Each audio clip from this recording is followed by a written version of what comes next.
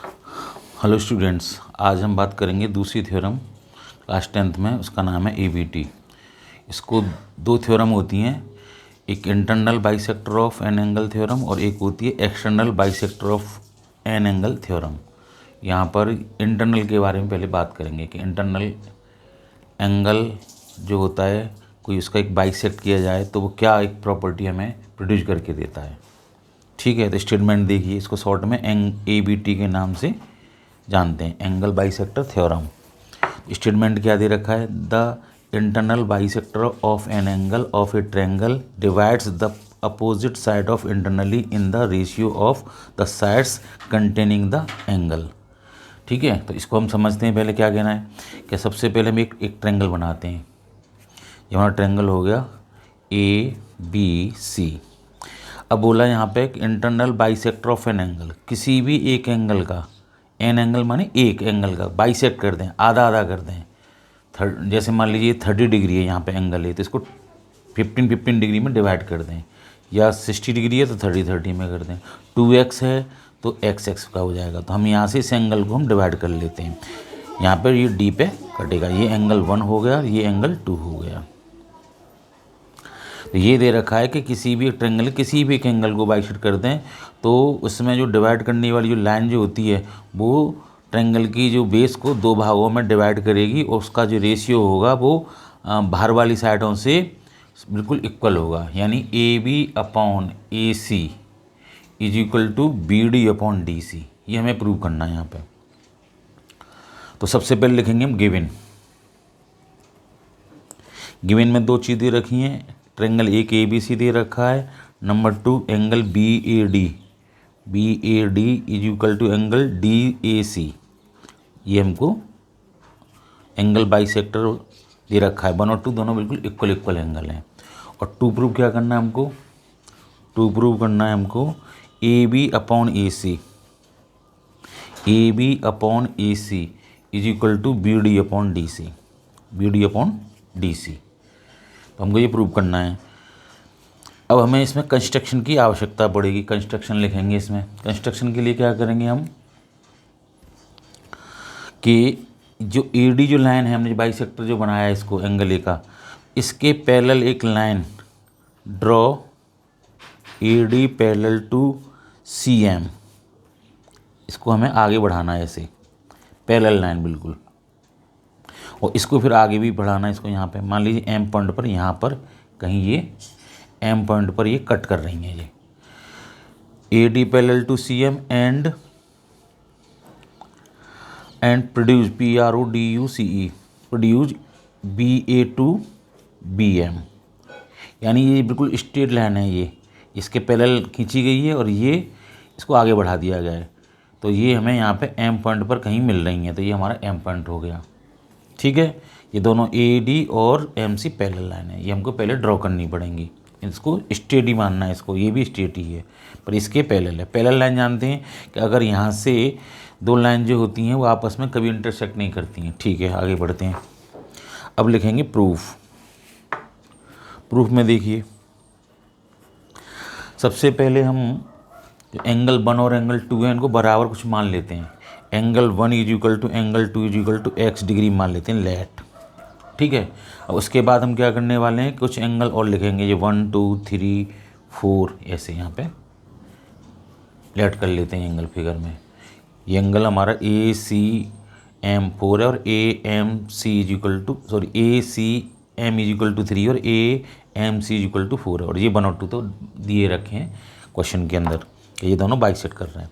अब देखिए यहाँ पर AD एंड MC क्या हैं? दोनों हमारी पैरेलल लाइन है। और ये AC क्या है? ट्रांसवर्सल लाइन है हमारी। तो ये एंगल जो है वो इस एंगल के इक्वल होगा, ये एंगल जो है इस एंगल के इक्वल होगा। क्यों इक्वल होगा? कि अल्टरनेटिव एंगल होगी। देखिए दो पैरेलल लाइन होती हैं, एक ट्रांसवर्सल लाइन होती है, ये इक्वल इसकी होती है। अगर ये 20 है तो ये भी 20 डिग्री बनेगी। ठीक है, तो एंगल हम लिखेंगे AD पैरेलल टू किसके है? MC के। एंड AC क्या है? AC इज ट्रांसवर्सल लाइन है। ठीक है, इसके बाद angle 2 is equal to angle 3 के। Angle 2 is equal to angle 3 के, इसको भी x लिखेंगे, रीजन दे देंगे alternative angle. Interior alternative angle, आप अल्टरनेटिव एंगल लिखो तब भी चलेगा। अल्टरनेटिव इंटीरियर एंगल है तो angle 2 is equal to angle 3 लिख दिया हमने। ये x डिग्री के इक्वल हो गया क्योंकि दोनों ये पैरेलल लाइन है हमारी। ये A D and M C parallel हैं और बीच में जो ए सी जो ट्रांसवर्सल लाइन है ये, तो ये 2 और 3 की जो वैल्यू होगी एंगल की वो बिल्कुल सेम होगी अल्टरनेटिव एंगल से। अगर ये 10 है, ये 10 डिग्री है तो ये भी 10 डिग्री होगा। अब एक और चीज़ देखिए, ये पैरेलल लाइन है। अब यहाँ से एम ए जो लाइन है ना, ये एम से लेके ए तक, यानी एम बी पूरी भी कह सकते हैं। ये क्या है, ये भी एक ट्रांसवर्सल लाइन है इनके लिए। अगर इनको आगे बढ़ा दें, इसको अगर हम ए डी को आगे डेड ऐसे प्रोड्यूस कर दें तो ये बीच में एक ट्रांसवर्सल ये भी तो कहलाएगी। तो देखिए जब ऐसे ट्रांसवर्सल खींची जाएगी तो ये एंगल जो है इस एंगल के इक्वल होगा। इसको हम बोलेंगे सी ए, करस्पॉन्डिंग एंगल। तो देखिए वही चीज़ हम यहाँ लिखेंगे। इसमें क्या लिखेंगे हम, लिखेंगे फिर दोबारा से again M A is also transversal line. तो एंगल 1 इज इक्वल टू किसके होगा, angle 1 is equal to angle M के होगा, यानी angle 1 is equal to angle 4 के होगा। ये वाला एंगल जो है इस एंगल के बराबर होगा। ये हमने एक्स पहले से ही माने, ये इससे ये एक्स हो गया तो इससे ये वाला एक्स हो जाएगा। ये इज इक्वल टू इसके और ये इज इक्वल टू इसके। देखिए फिर बता रहे हैं angle 1 is equal to angle 4 के, करस्पॉन्डिंग एंगल से हो गया angle 1 is equal to angle 4 के, और angle 2 is equal to angle 3 के।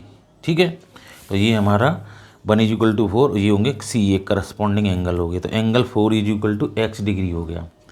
कहने का मतलब है कि ये जो ट्रायंगल जो बन रहा है हमारा ये वाला, इसका नाम जो है ए एम सी, ये भी एक्स डिग्री का होगा और ये भी एक्स डिग्री का हो गया।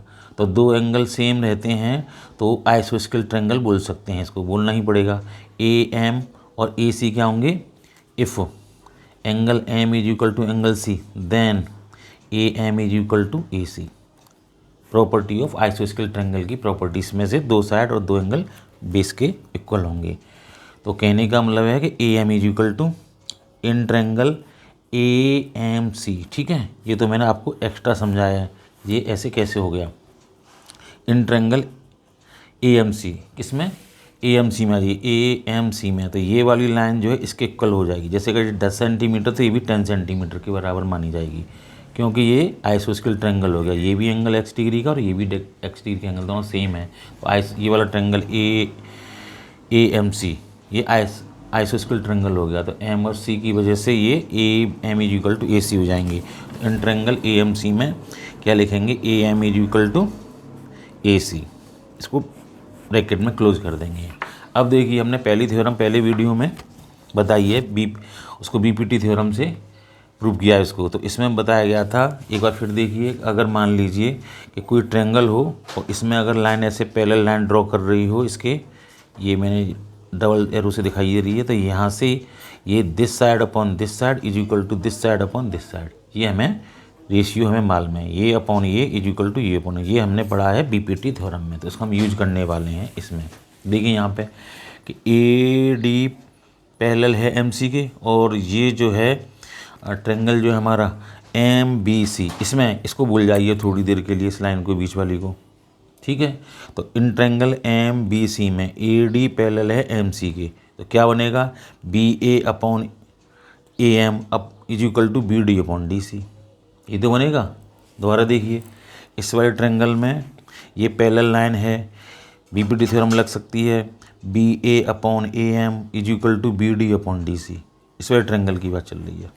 तो लिखते हैं इस चीज़ को, in triangle M B C, किसमें, एम बी सी में, तो क्या लिखेंगे, बाय बी पी टी, और रीजन देंगे ए डी पैरेलल किसके हैं, हमारी एम सी के। ए डी पैरेलल किसके हैं, एम सी के। तो क्या लिखेंगे, B A upon A M is equal to B D upon D C, B D upon D C by B P T theorem से। फिर देखिए मैंने क्या लिखा है, ए बी ए या A B upon A M is equal to B D upon D C, क्योंकि ये हमारी पैरेलल लाइन है, ये वाली दोनों जो हैं ए डी और एम सी। बीपीटी थ्योरम लगा दी हमने, वही चीज़ यहाँ पे लिखा है ए बी या B A upon A M is equal to B D upon D C. ये अब देखिए यहाँ पे जो हमें प्रूव करना था, देखो B D upon D C, तो ये वाला पार्ट आ गया B D upon D C. यहाँ पे ए बी लिखा है बी ए, ए बी में कोई टेंशन नहीं है। यहाँ पे ए एम लिखा है, यहाँ पे ए सी लिखा है, तो थोड़ा देखो ए एम को हम ए सी भी तो लिख सकते हैं, ए एम को हम ए सी, क्योंकि हमने यहाँ प्रूव कर चुके हैं आइसोस्केल ट्रायंगल की प्रॉपर्टी से। तो हम क्या लिखेंगे, A B upon A C is equal to, और ये हो जाएगा बी डी अपॉन डी सी।